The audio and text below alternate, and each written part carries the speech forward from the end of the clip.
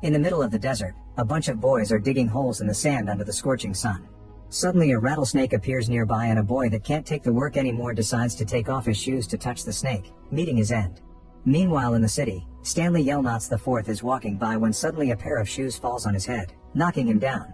Since his dad is working on a cure for stinky feet, Stanley decides to bring the shoes home, but at that moment the police surround him. Those shoes belong to a famous baseball player and were stolen from a charity event, so now the cops think Stanley did it. The police take him to see his parents and immediately notice suspicious things. His dad Stanley III has an apartment filled with dozens of shoes, and Stanley IV has posters of the baseball star on his wall. Considering this proof, Stanley is taken to court, where he's offered two options: jail, or spending 18 months in Camp Green Lake. Stanley obviously chooses the camp, and during the trip, he can't help wondering if this incident is part of the family curse. The bus crosses a vast desert full of holes, and for a second Stanley thinks he can see a merchant with his mule, but it seems it's just his imagination. He arrives at a small shady town, which is filled with boys wearing prison uniforms. Stanley meets the warden's right hand, Mr. Sir, who finds Stanley's name funny. The boy explains the family surname Yelnats is Stanley backward, and naming the son Stanley became a tradition to keep the pun, but Mr. Sir doesn't care and proceeds to share how things work here. The camp doesn't have watchtowers or fences because there's nothing but desert for hundreds of miles without a single source of water, so nobody dares to escape. Stanley is given only 2 sets of clothing and a shovel, which will be used to make holes. Every day Stanley must dig one hole 5 foot deep and measure it with a shovel. The longer it takes him to dig, the longer he'll stay out in the sun. He also has to be careful to avoid rattlesnakes and yellow-spotted lizards, because they can kill him. Next Stanley meets the camp's counselor Dr. Podansky, who shows him around and tells him the number 1 rule is not to bother the warden. Podansky makes the other boys take Stanley to the place where he'll sleep, which is vomit stains from the dead child. The doctor calls the guys by their real names, but they only refer to each other by using the nicknames they've acquired here. The youngest boy is Zero, who gets called that because he never talks. Afterward, Stanley asks where he can fill his canteen, but when he uses a boy's real name, the guy pushes him around to remind him to use the nicknames. Then Stanley grabs dinner, which is just beans made in different ways. X-Ray steals some of his food, claiming he deserves it more because Stanley hasn't dug today. The boys ask Stanley why he was sent here, and when he answers he stole famous shoes, Zero shocks everyone by asking him if they had stars on them. As Stanley confirms it, he remembers part of the trial, during which the baseball star explained he grew up in an orphanage and that's why he donated to charity, calling Stanley a fake fan. Late in the evening, Stanley can't sleep and remembers that his grandfather claims the family is cursed. That's why Stanley III never is successful with his inventions. Even Stanley I was unlucky. He made a fortune in the stock market but was killed by an infamous criminal known as Kissing Kate. She got that nickname because she would kiss her victims after killing them, leaving bright lipstick on their faces. However, she didn't kiss Stanley. She just took his treasure chest and left him stranded in the desert. The next morning, the boys are woken up when it's still dark to start working. Everyone gets a tortilla for breakfast and a shovel, but when Stanley grabs one, X-Ray pushes him and takes it from him. It turns out X-Ray's shovel is shorter and doesn't let anyone else use it. When they arrive at the digging spot, Mr. Sir explains to Stanley that if he finds anything interesting while digging, then he must report it, and if the warden likes it then he gets the day off. However, Mr. Sir claims that they aren't digging for anything in particular, it's only to build character. All the boys get to work and when they throw the dirt, sometimes it falls into another hole. Stanley tries to ask them to be careful, but the boys just laugh at him while Stanley works on his hole. He thinks about the curse again. His ancestor Elia worked in a pig farm and fell in love with the boss's daughter Myra. He visited the local fortune teller Madame Zeroni to learn how to win the girl's heart, but Zeroni told him to forget about the girl and travel to America to meet his fate. Elia didn't give up and asked his boss for Myra's hand. However, there was another candidate offering a huge pig as dowry and Elia was turned down. He returned to Zeroni, who finally took pity on him and taught him a trick. Elia had to take a small piglet up the mountain every day to drink from the stream while Elia sang a tune for it. Elia would grow stronger and the pig would grow larger until it could be used as the best dowry. After handing in the pig, he had to come back and carry Zeroni up the mountain so she could drink too. If he failed to do that, a curse would fall on him and all his descendants. Stanley followed every step for a few days until the pig was huge, so he took it to his boss. However, both pigs were the same size and the boss let Myra choose who to marry.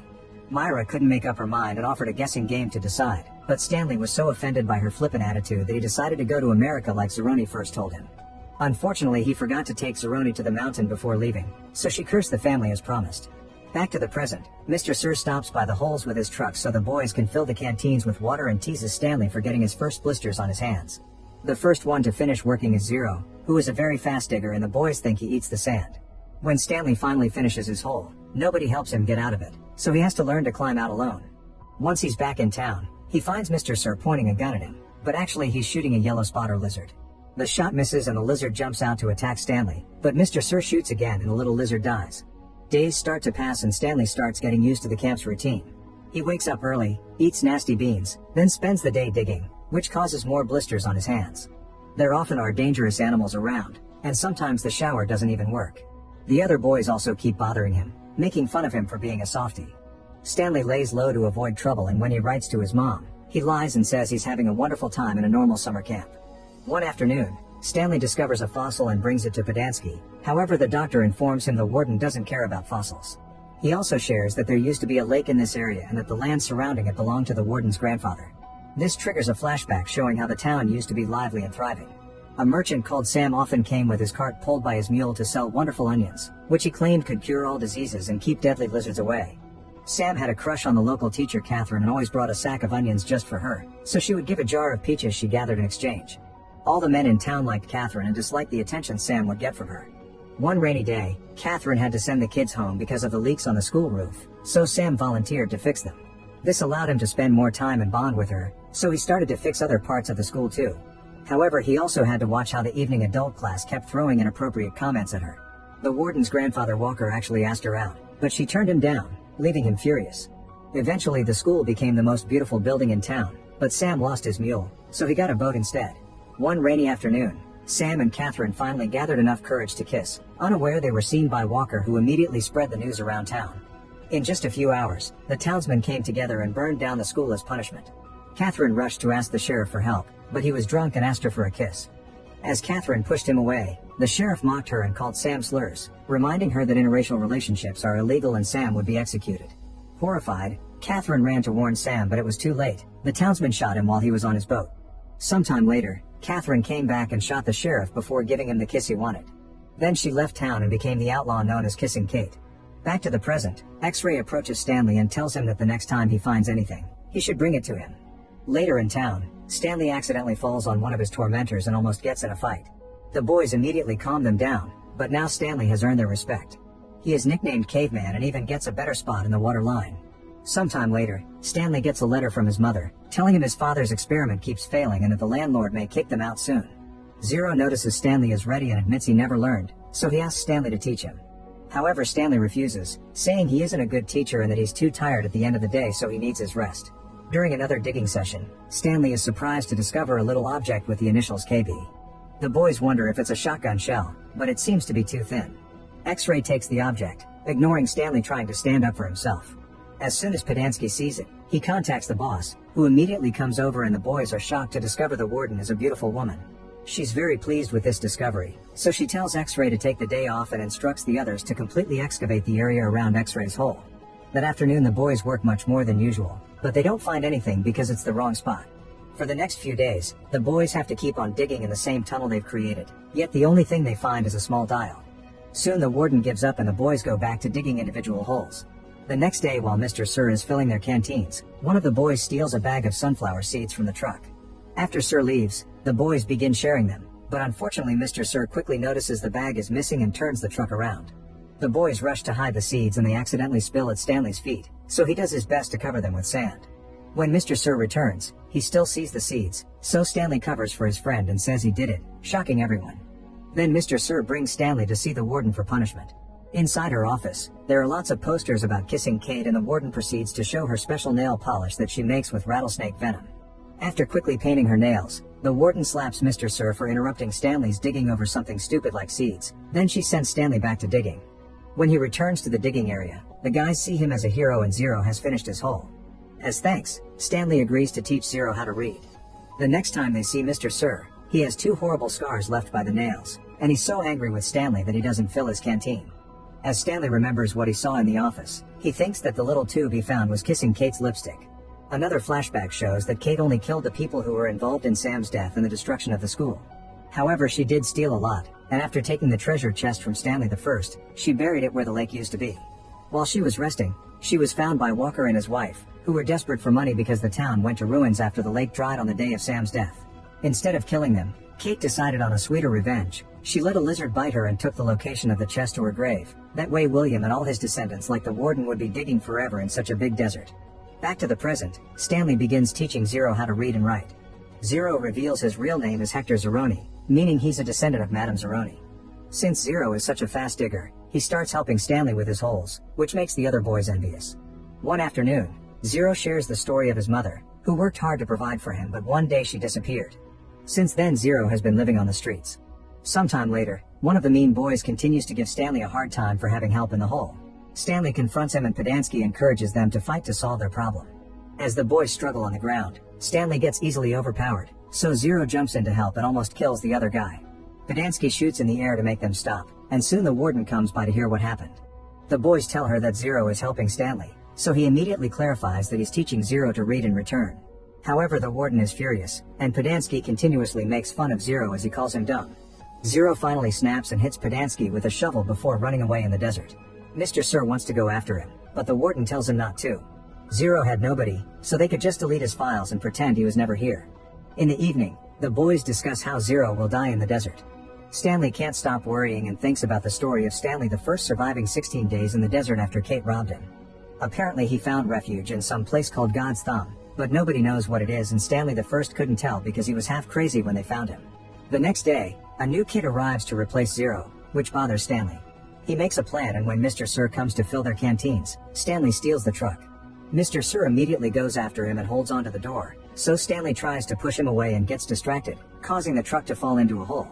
Refusing to give up, Stanley leaves the vehicle and runs into the desert as the other boys cheer him on.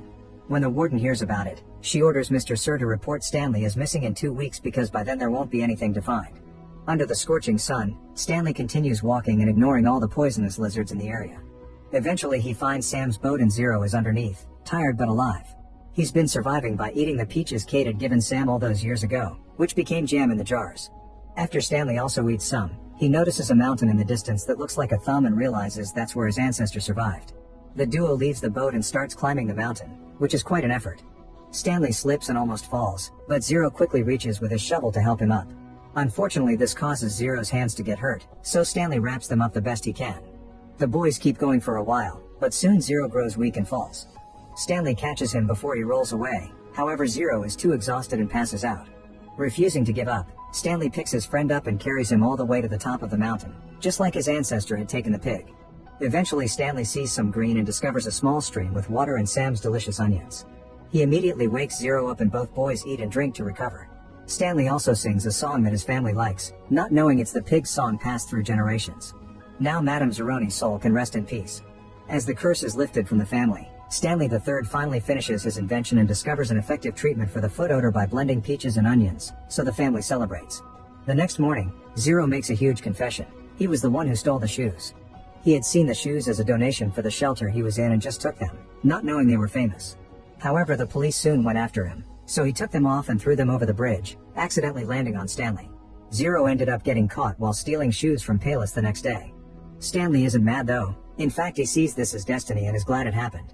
Meanwhile, Stanley's lawyer arrives at the camp to pick him up because it's been decided he's innocent. The warden kicks her out, but the lawyer promises to come back with reinforcements. Back to Stanley and Zero. Once they're feeling better, they return to the digging area and find the hole where Stanley found the lipstick. After lots of digging, they're excited to finally find the famous chest.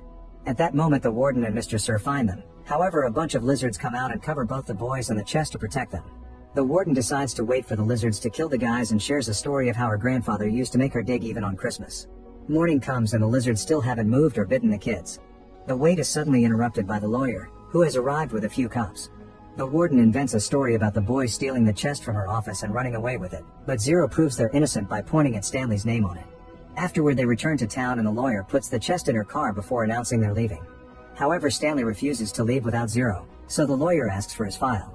When they discover the file is missing, the cop makes a call to get permission for an investigation and learns that Mr. Sir is a criminal on the run and Podansky isn't really a doctor, so both man and the warden get arrested. At that moment, it rains for the first time in decades and the boys come out to celebrate. A few days later, Stanley and Zero open the chest with the family and find lots of treasure, including shares for AT and .T.